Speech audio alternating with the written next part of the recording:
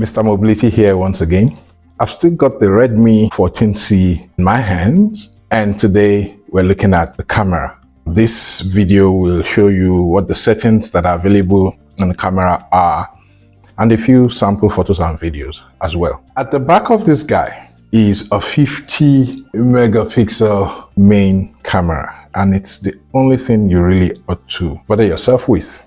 As far as I'm concerned, at the back there's a 2 megapixel depth sensor there, which is not going to do much as far as I can tell.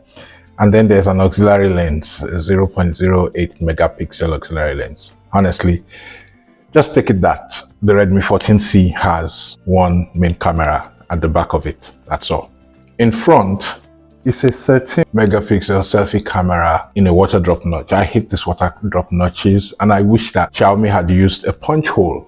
Brands like Tecno and Co are already using punch hole cameras in their entry-level smartphones, so why not? Please, Xiaomi, the 15C punch hole camera, thank you.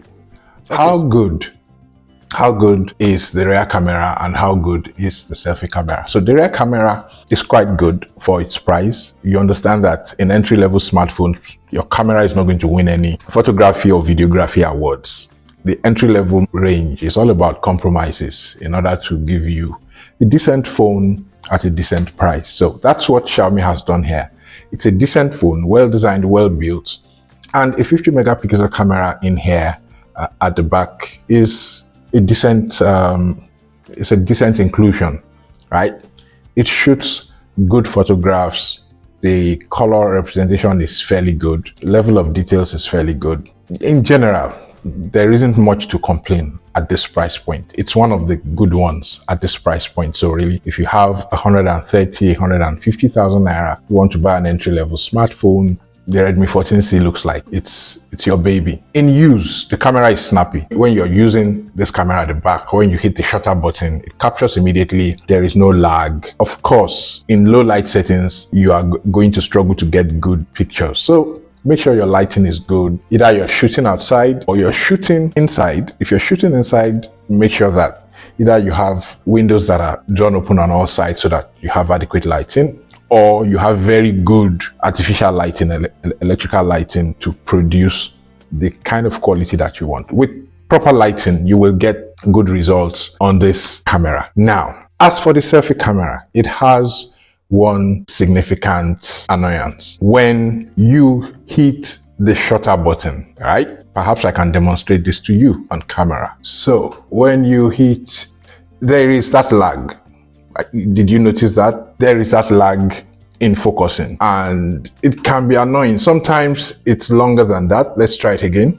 Sometimes it takes longer than that. And if you move your hand before, before the actual capture happens, you're going to end up with a blurred picture. So exercise some patience with the front camera, with the selfie camera. It can lag sometimes. At least that has been my experience. Right now, while showing it to you, while demonstrating it to you, the lag is not much, but I have experienced, much longer pauses.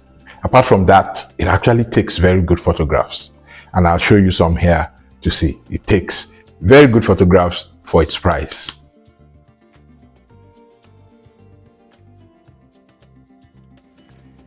Here's a quick look at the camera settings.